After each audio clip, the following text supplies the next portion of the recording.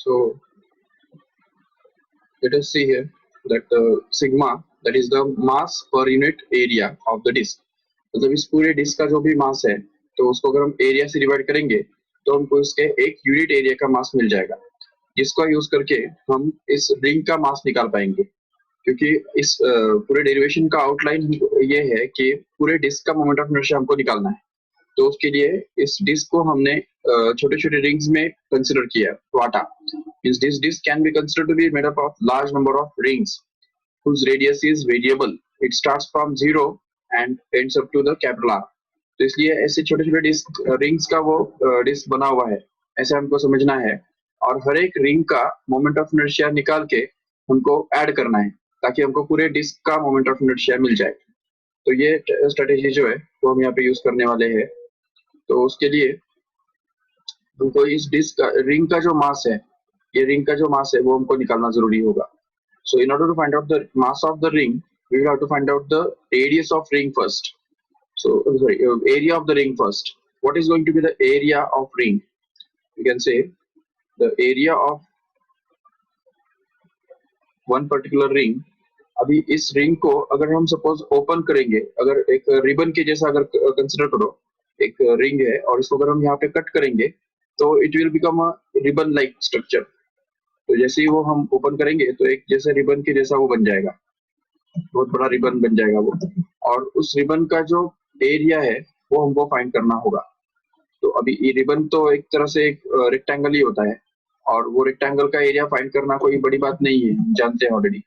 तो रेक्टेंगल का एरिया कैसे फाइंड किया जाता है, तो हमको पता है already, it is equal to the length into breadth. लेकिन अभी इसका जो पूरा लेंथ है, ये जो पूरा लेंथ है ये कितना रहेगा, तो इस रिंग के सरकमफ्रेंस के बराबर रहेगा। ये समझ सकते हैं आराम से। रिंग का सरकमफ्रेंस कितना होता है हमको पता है, 2 पाई इंटू आर। ये बन गया उसका सरकमफ्रेंस, रिंग का सरकमफ्रेंस। जबकि उसका जो थिकनेस है, ये थिकनेस को हमको बोलना है, जबकि वो आर का फ्रैक्शन है, स्मॉल आर का वो एक छोटा फ्रैक्शन है, तो इसलिए हम उसको हम बोलेंगे D R. dr is going to be the thickness of that ring, and that's why this thickness will be here dr, and that's why we can say that the area of such a ring, area of the ring will be actually equal to the length into breadth। ये length और जो ये breadth, तो इन दोनों को अगर multiply करेंगे तो रिंग का एरिया हमको मिल जाएगा, जिसको हम लिख पाएंगे 2 पाई r इंटू डी आर। तो हमको रिंग का एरिया तो मिल गया, इसको हम बोल देंगे डी ए चाहिए। तो suppose D A is going to be the area of ring, which is going to be 2 pi r into dr, and once we get the area of this ring we can find out its mass. So mass of the ring can be found out, mass of that ring can be found out to be equal to, so area into mass per unit area, so sigma into area of ring will be the mass of the ring. उसका एक simple सा reason ये है कि sigma हमने define करके रखा है as a mass per unit area, correct है, of the disc as a whole. But sigma can be found out for the disc also, तो सॉरी रिंग आल्सो। तो रिंग के लिए भी अगर हम उसका मास निकालेंगे, तो इसका मास पर यूनिट एरिया निकालेंगे तो हमको मिलेगा रिंग का सिग्मा इज इक्वल टू उसका मास डीएम अपॉन उसका रेडियस, सॉरी उसका एरिया, जो कि स्मॉल पाई आर स्क्वायर है। तो इसलिए यहाँ पे रिंग का जो एरिया है, तो रिंग का मास अपॉन रिंग का area will be the ring का मास पर यूनिट एरिया, जो कि डीएम अपॉन डी ए रहने वाला है। तो इसलिए यहाँ पे डीएम अपॉन डी ए अगर सिग्मा बनता है तो we can say that DM is going to be equal to sigma into D A. तो ये जो है सिग्मा इंटू डी ए, ये हमको मिल जाएगा आराम से, and this is the formula which we have used here. तो यहाँ पे मास ऑफ द रिंग मतलब ही DM, which is going to be equal to sigma into dA। dA मतलब ही एरिया ऑफ द रिंग। तो ये हमको इन दोनों को मल्टीप्लाई करना है, और जबकि यहाँ पे हमने एरिया ऑफ रिंग तो निकाल के रखा है dA, जो कि 2 पाई r dr है। तो वो अगर हमने यहाँ पे रिप्लेस कर दिया तो हमारा जो नेक्स्ट स्टेप है वो हमको मिल जाएगा।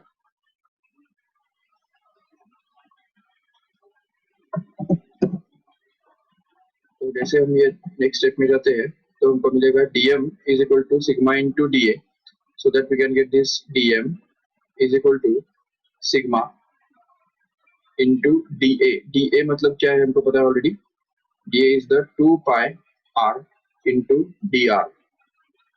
तो ये हमको मिल गया mass of the ring. So now we are in a position to find out the moment of inertia of the ring. So if we want to find out the moment of inertia of the ring about that given axis, then we can use the formula. ये जो ring का जो moment of inertia का formula हमारे पास है, already हमने अभी डिराइव किया था, तो वो अगर हम यूज करेंगे यहाँ पे, किसी भी रिंग का मोमेंट ऑफ इनर्शिया उसका मास इनटू उसके रेडियस स्क्वायर के बराबर हुआ करता है. तो अगर हम यहाँ पे यूज करेंगे इसको, तो यहाँ पे हमको मिल जाएगा mass of the ring is equal to, sorry, moment of inertia of the ring is equal to mass of the ring into radius of the ring का square. तो इसको हमको मल्टीप्लाई करना होगा रेडियस ऑफ द रिंग का square. Ring का जो radius है उसका स्क्वायर और मास, इसको हमको मल्टीप्लाई करना होगा. सो moment of inertia of the ring can B denoted by D I, you can say. तो डी आई इसको हम लिख देंगे mass of ring which is already there, that is dm, which you have found out already. तो इस dm को यहाँ पे हम डाल देंगे और उसको हम मल्टीप्लाई करेंगे उसके रेडियस को स्क्वायर से, जबकि रिंग का रेडियस जो है वो हम देख पा रहे हैं यहाँ पे r है, small r. So if you replace it by that, then we can get this r square here, and hence we can get that dm into r square. But now the moment of inertia of a single single ring has been found out. Now we can use this in the formula for integration, जो कि हमारे पास already है. तो disc का जो moment of inertia होता है वो हम जानते हैं, moment of inertia of a disk, since the disk is made up of large number of rings, so we can say that the moment of inertia of the disk is given by I is equal to integration of this di. तो ये जो है di का integration हमको करना पड़ेगा, जिसमें कि I के बदले हम रिप्लेस कर सकते हैं नेक्स्ट स्टेप में integration of are square into DM. जबकि यहाँ पे डीएम का जो वैल्यू है वो हमारे पास ऑलरेडी है ऊपर, यहाँ पे जो sigma 2 pi R D R, तो वो अगर हम यहाँ पे रख देंगे तो नेक्स्ट स्टेप हमको मिल जाएगा आराम से integration of are square into 2 pi r into d r. So this is going to be 2 pi r into d r. So that and one more thing, important thing is that ये जो rings है, ये rings अलग अलग rings जो है उनमें से सबसे छोटा रिंग जो होगा उसका रेडियस 0 होगा. हम समझ सकते हैं 0 रेडियस वाला एक रिंग होगा, और जैसे उसका रेडियस बढ़ता जाता है तो वैसे वैसे आर का वैल्यू बढ़ता जाएगा, और आर का जो मैक्सिमम वैल्यू है वो कैपिटल आर ही बनने वाला है. इसीलिए हम देख सकते हैं यहाँ पे कि the ring radius of ring can B minimum 0 and maximum it can be capital R. And as we move this small r between 0 to capital R, we can get the moment of inertia of different rings, and the sum of which will be the moment of inertia of the whole disk as a whole. And that's why this integration is to be carried out from 0 to capital R. तो ये 0 से लेके capital R तक हमको इसको integration को carry out करना है. और yes, any doubt to anybody?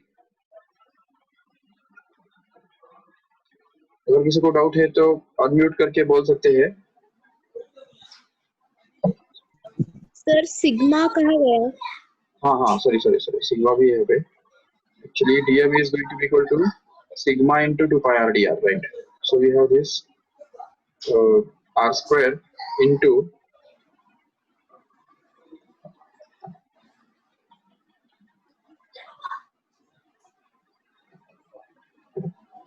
the next step will be r square into sigma into 2 pi r into dr.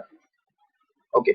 अब इसमें से जो कॉन्स्टेंट्स है वो सब बाहर चले जाएंगे. जैसे कि हम जानते हैं sigma is a constant, 2 pi is a constant, so it can be taken out from the integration sign, and we can get this 2 pi into sigma, and what we are left inside the integration sign, simply r cube into dr, correct? From 0 to capital R, and then we can be able to integrate this. जैसे कि हम जानते हैं integration of x raise to n के लिए हमारे पास एक फॉर्मूला है जो कि x raise to n plus 1 upon n plus 1, याद है सभी को? तो ये अगर हम यूज करेंगे तो हमको ये मिल जाएगा simply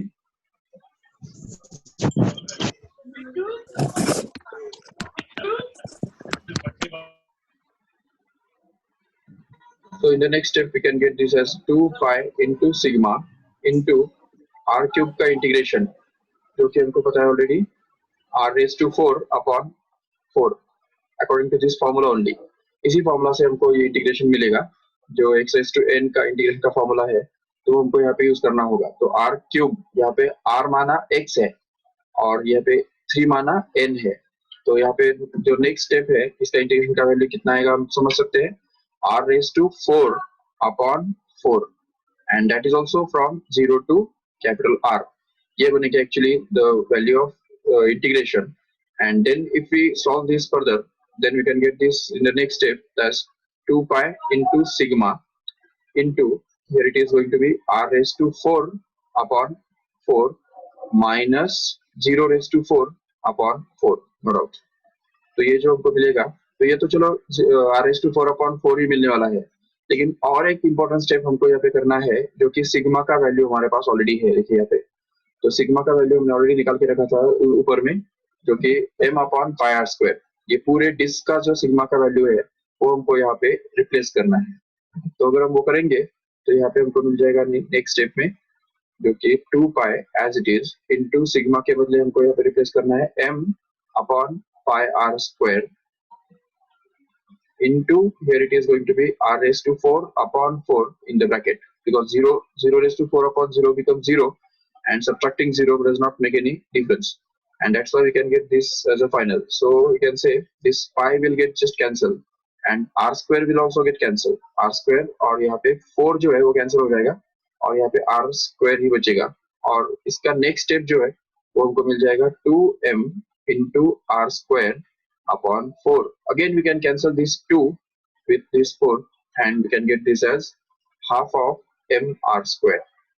So you can see clearly this is going to be the full and final formula for finding the moment of inertia of a disk, remember। So moment of inertia of a disk is going to be half of m r square using this formula। तो देखिए starting से हमने क्या क्या किया, एक बार revise करेंगे बराबर। सबसे पहले तो हमने ये रिंग का मोमेंट ऑफ इनर्शिया निकाला, वो तो आई होप समझा है सभी को। अगर नहीं समझा तो जस्ट रेज हैंड करके पूछो जरूर।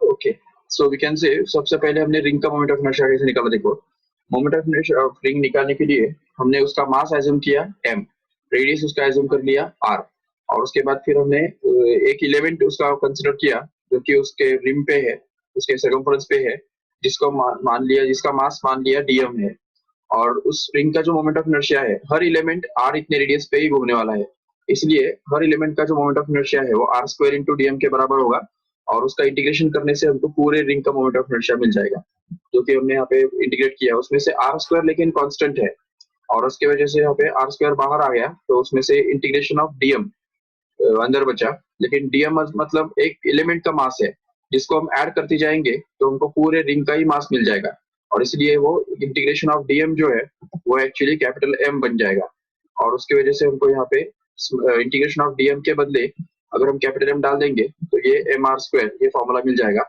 लेकिन याद रखिएगा कि ये जो फॉर्मूला है this is only for the moment of inertia of ring only.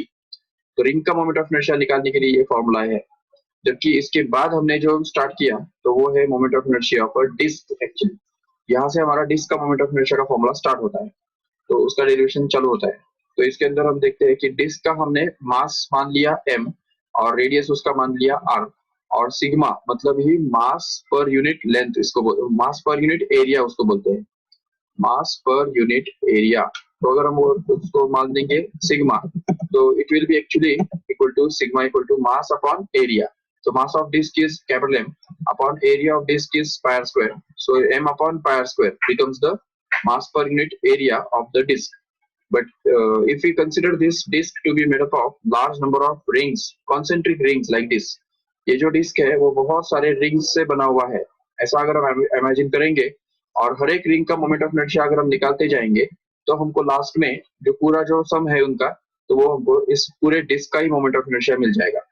ये बात सबको समझनी है अच्छी तरह से कि disc is considered to be made up of large number of rings, concentric rings, whose radii are different starting from 0 to capital R, and that's why we have to add the moment of inertia of all such rings and we have to find out the moment of inertia of a disk as a whole। तो पूरे disc का moment of inertia निकालने के लिए हमको rings का moment of inertia add करना जरूरी है। उसके लिए हमने एक पर्टिकुलर रिंग कंसिडर किया जिसका रेडियस हमने वेरिएबल रखा, स्मॉल आर उसको बोल दिया, और उस रिंग का जो थिकनेस है वो हमने dr मान लिया, और उसकी वजह से उसका मोमेंट ऑफ इनर्शिया फाइंड करने के लिए हमने फोकस किया, कॉन्सेंट्रेट किया। तो उसके लिए उसका मोमेंट ऑफ इनर्शिया निकालने के लिए उसका मास चाहिए, और मास निकालने के लिए उसका एरिया चाहिए। तो सबसे पहले हमने फोकस किया उसका एरिया निकालने के ऊपर। तो एरिया निकाला हमने उसको एक रिबन कंसिडर करके। रिबन का जो एरिया है वो रेक्टेंगल के फॉर्म में होने की वजह से उसका लेंथ इनटू ब्रेड्थ हम कर सकते हैं, लेकिन इसका रिबन का लेंथ माना इस रिंग का जो सरकमफरेंस है वो यहाँ पे रो प्ले करेगा, और उसका जो थिकनेस है dr वो उसका ब्रेड्थ बन जाएगा। और उसको जैसे area of ring can be considered to be equal to 2 pi r, that is circumference, multiply by उसका thickness, that is dr। So 2 pi r into dr, this becomes the area of one ring, no doubt. Once you get the area of ring, we can find out the mass of ring just by multiplying the area by sigma, क्योंकि sigma माना मास per unit area है, तो इसलिए मास per unit area को अगर हम area से multiply कर देंगे तो ऑटोमेटिकली हमको मास मिल जाएगा रिंग का। तो इसलिए हमको रिंग का मास मिलने के लिए हमने क्या किया, मास पर यूनिट एरिया को एरिया से मल्टीप्लाई कर दिया, रिंग के एरिया से मल्टीप्लाई कर दिया, और वो है dA। तो ये dA हमने मल्टीप्लाई कर दिया सिग्मा को, तो इससे हमको dm मिल गया, जिसको हमने मास ऑफ रिंग बोल दिया। और उसके बाद फिर हमने नेक्स्ट स्टेप में देखिए ठीक से क्या किया, तो सिग्मा का वैल्यू भी यहाँ पे डाल दिया, और dA का जो वैल्यू है वो भी हमने डाल दिया ऊपर से, जो 2 pi r into dr ये हमने निकाल के रखा था। और उसके बाद जैसे हमको मास मिल जाता है तो उसके बाद फिर हमने मोमेंट ऑफ इनर्शिया निकाला। एक पर्टिकुलर रिंग का मोमेंट ऑफ इनर्शिया हमको निकालना होगा। So if we try to find out the moment of inertia of that ring, then we can get this as a mass of ring into radius of the ring का whole square। तो ये उसका basic formula है moment of inertia का। तो इसलिए एक ring का मोमेंट ऑफ इनर्शिया हमको मिल गया, mass of ring that is dm into radius of ring r का square। तो ये dm into r square ये हमको मिल गया moment of inertia of a ring actually। But we want to find out the moment of inertia of a disk, and that's why we will have to integrate this moment of inertia of ring actually। तो इस ring के moment of inertia को अगर हम integration में डाल देंगे तो हमको डिस्क का मोमेंट ऑफ इनर्शिया मिल जाएगा। तो इसलिए हमने यहाँ पे इंटीग्रेशन किया, जिसमें अब यहाँ पे di का जो वैल्यू है वो r स्क्वायर dm ये हमने यहाँ पे डाल दिया, जिसके और जिसमें dm का जो वैल्यू है sigma into 2 pi r dr वो भी हमने यहाँ पे डाल दिया, जिसकी वजह से सिग्मा और 2 पाई जो है वो कॉन्स्टेंट होने की वजह से बाहर चले गए, और अंदर में ये r स्क्वायर और r मल्टीप्लाई होके वो r क्यूब बन गया, और dr एज इट इज रह गया अंदर। और उसके बाद फिर ये r क्यूब इंटू dr का जो इंटीग्रेशन है उसके लिए हमारे पास रेडीमेड फॉर्मूला है, integration of x raise to n is going to be equal to x raised to n plus 1 upon n plus 1, and hence we get this as a r integration of r cube which is equal to r raised to 3 plus 1, that is 4 upon 3 plus 1 which is again 4, and that is also from 0 to capital R, because the ring varies from radius of ring varies from 0 to capital R, and that's why we can just simplify this r raised to 4 upon 4 and put this capital R once and then 0 later, and put a minus sign between them, so that we can get this as a r raised to 4 upon 4 as a final। But again sigma, value of sigma is to be put here, तो sigma का value हमको put करना है जो कि m upon pi r square हुआ करता है, तो जिसको हम यहाँ पे डालने के बाद 2 pi वैसे ही रहता है m upon pi r square into r raised to 4 upon 4, जिसमें से r square कैंसिल हो गया और pi pi कैंसिल हो गया, और फाइनली बचा 2mr square upon 2, 2mr square upon 4, जिसमें से 2 को भी कैंसिल कर दिया, तो जिससे हमको ये i is equal to mr square by 2 या हाफ ऑफ mr स्क्वायर ये हमको फाइनली मिल गया, जिसको ही हम बोलते हैं moment of inertia of a ring, sorry disc actually. So फर्क देखिए यहाँ पे ठीक से कि अगर हमारे पास एक रिंग है, suppose we have a ring,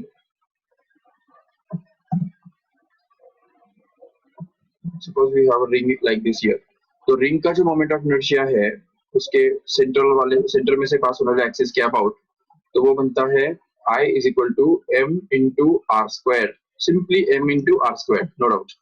But if we have a disk instead of ring, तो रिंग के बदले अगर हमारे पास एक डिस्क है, देखिए से यहाँ पे ये डिस्क है सपोज, अभी दिखने के लिए भले दोनों सेम है लेकिन हमको पता है ऑलरेडी डिस्क और रिंग में क्या फर्क होता है बेसिकली।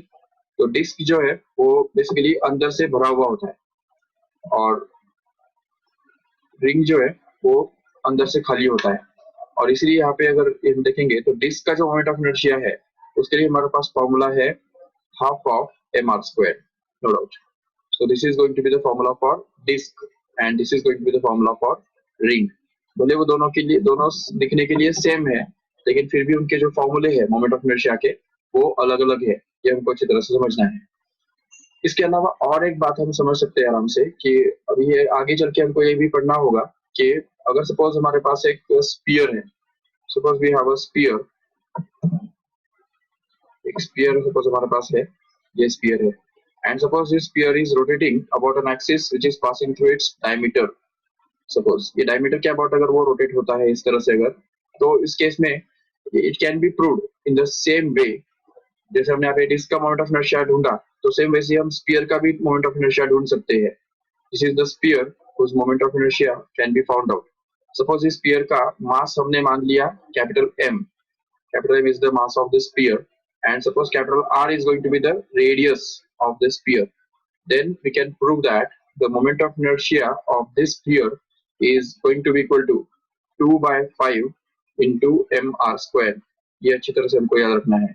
अभी ये 2 by 5 कहाँ से आया ये हम समझ सकते हैं जैसे यहाँ पे हमने प्रूव करने के बाद ये ऊपर में जो पूरा कैलकुलेशन करने के बाद हमको लास्ट में ये 1 by 2 mr square मिला, तो जो कि यहाँ पे इंटीग्रेशन वगैरह सब कंसिडर करने के बाद हमको मिला।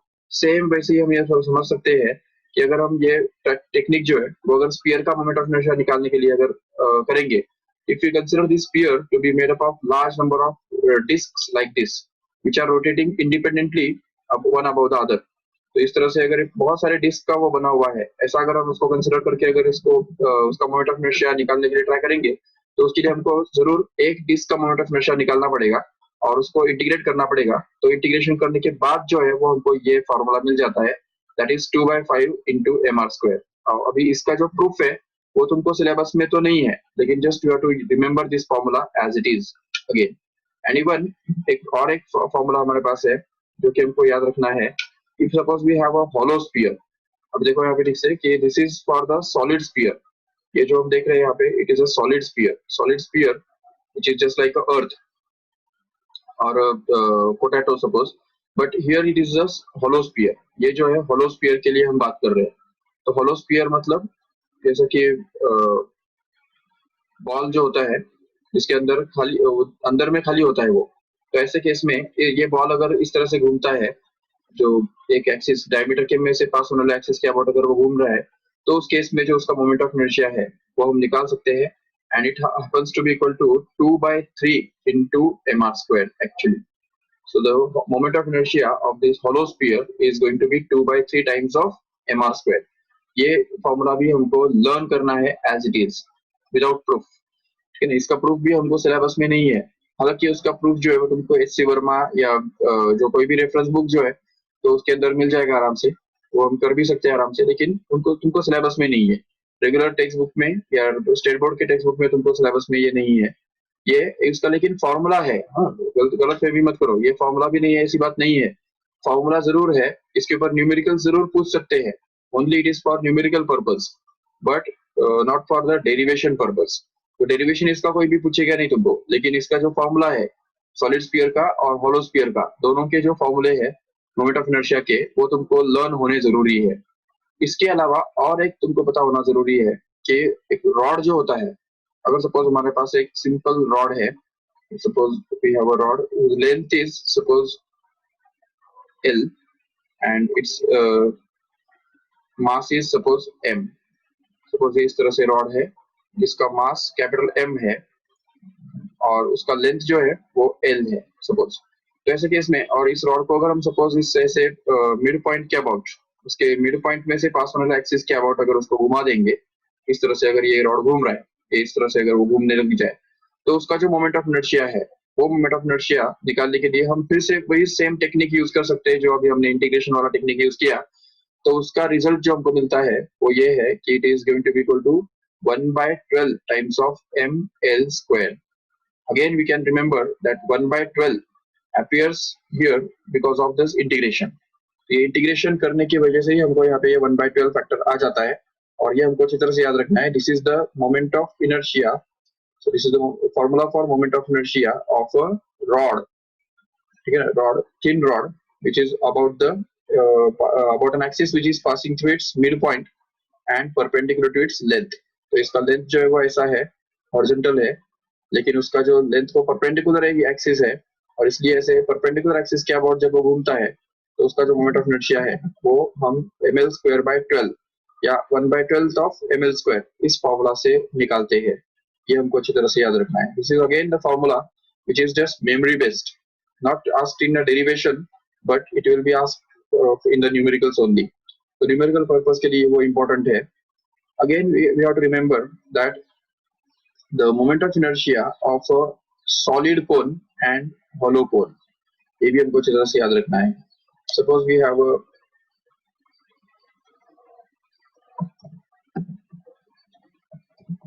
suppose ये एक हमारे पास cone है,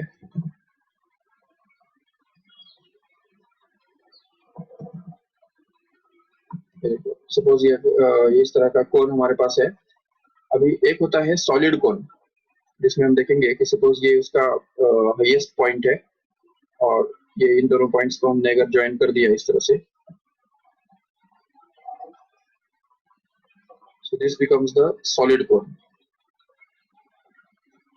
एंड एक्चुअली सॉलिड कोन और हॉलो कोन इन दोनों में ज्यादा कुछ फर्क नहीं होगा वैसे तो।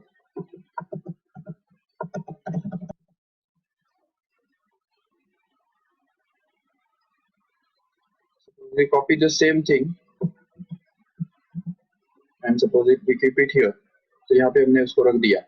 अब देखिए ठीक से यहाँ पे कि एक है सॉलिड कोन, इसको हम लिखेंगे सॉलिड कोन, जो कि अंदर से भरा हुआ है, जैसे कि कोई मिट्टी का जो ढेर होता है या कोई पहाड़ होता है, we can consider it as a solid cone, no doubt. And ये है hollow cone, hollow cone जिसका सिर्फ सर्कमफ्रेंस के अंदर मास है, बाकी अंदर में कोई मास नहीं है, अंदर में वो खाली है, no doubt. तो इस केस में इसका जो मोमेंट ऑफ इनर्शिया है वो हमको मिल सकता है आराम से। Moment of inertia of a solid cone can be found out to be equal to 3/10 into mr²। ये हमको अच्छी तरह से याद रखना है, where r is going to be the radius of its base, remember. So base का जो radius है वो r है, and m is going to be the mass, obviously mass of the whole cone. And again, if we have this solid hollow cone whose radius of the base is going to be smaller again, and the mass is capital M, which is distributed along this circumference only, then we can have the moment of inertia of this hollow cone to be equal to half of mr²। अभी ये it's a coincidence, purely coincidence, that this formula happens to be same as the formula for moment of inertia of a disk, but it's okay, it's a coincidence only, just we have to remember that. So for the hollow cone, the moment of inertia of the cone is going to be half of mr², whereas for a solid cone, the moment of inertia is going to be 3/10 mr²। All these formulas are to be learned। ये सभी फॉर्मूले तुमको learn करने हैं, क्योंकि numericals के अंदर तुमको कुछ भी पूछा जा सकता है। न्यूमेरिकल्स के अंदर जो शेप पूछा जाएगा तो उसके हिसाब से हमको उस कोन का जो मोमेंट ऑफ इनर्शिया है, या कोई भी सॉलिड स्फीयर या होलो स्फीयर का मोमेंट ऑफ इनर्शिया जो है वो हमको यूज करना पड़ेगा। इसके अलावा और एक कंसेप्ट आता है जिसको बोलते हैं radius of gyration. Remember what is radius of gyration, you can understand now. Basically radius of gyration is a very important concept and it's a simple one, you can understand it easily. Suppose एक body हमारे पास है, ये कोई भी shape का एक body है जिसका मोमेंट ऑफ इनर्शिया इस पर्टिकुलर एक्सिस के अबाउट हमने ढूंढ के निकाला, और वो अगर हमको मिल गया suppose I, so this I is the moment of inertia of this body, which is found out to be equal to some by taking into consideration the mass of each particle in the body and the sum of the square of the sum of product of the mass of each particle and the square of its distance from the axis of rotation। तो ये formula पूरा use करके हमने इस पूरे body का moment of inertia निकाला और वो हमको मिल गया I सपोज। अभी एक इमेजिन करो कि अगर इस बॉडी को अगर हम एक सिंगल पॉइंट में अगर कंसिडर कंडेंस करते हैं, if the whole body is suppose condense into a point, single particle अगर इसी एक्सिस के अबाउट एक पूरा बॉडी जो है वो एक पॉइंट के अंदर कंडेंस हो गया, इस पूरे बॉडी का जो मास है m वो एक पार्टिकल के अंदर अगर कंडेंस हो गया, तो इस पार्टिकल को हम कितने डिस्टेंस पे रख के रिवॉल्व करेंगे, घुमाएंगे। सपोज यहाँ से हमने इस पार्टिकल को k इतने डिस्टेंस पे घुमाया और उसकी वजह से इस सिंगल अकेले पार्टिकल जिसका मास m है उसको इस तरह से r के इतने रेडियस के अंदर घुमाने से उतना ही मोमेंट ऑफ इनर्शिया सपोज मिल गया जितना बॉडी का है I जिसको हमने बोल दिया है ऑलरेडी। तो उस केस में I will be equal to moment of inertia of this body will actually be equal to m into k square, just because it's a single particle of mass m which is revolved about the radius k. So its moment of inertia will be simply mk square. But this moment of inertia has to be same as the moment of inertia of the whole body when it is rotated actually. So for example, अगर suppose एक body है जिसका moment of inertia एक particular axis के about मान लो कि 100 kilogram metre square है, तो moment of inertia of that body is going to be 100 kilogram meter square. Okay, but the mass of the body itself is going to be suppose 25. तो 25 kilogram इस body का मास है। अब ये सोचो कि अगर हमने इसी एक्सिस के अबाउट अगर एक 25 मास वाला एक सिंगल पार्टिकल अगर लिया, ये सपोज एक सिंगल पार्टिकल है जिसका जिस एक पार्टिकल का ही मास सपोज 25 किलोग्राम है, ये देखो ठीक से आ रहे, तो ये 25 किलोग्राम का पार्टिकल कितने रेडियस में हमको घुमाना पड़ेगा ताकि उस एक अकेले पार्टिकल का मोमेंट ऑफ इनर्शिया उतना ही बन जाए जितना इस बॉडी का है जो कि 100 है।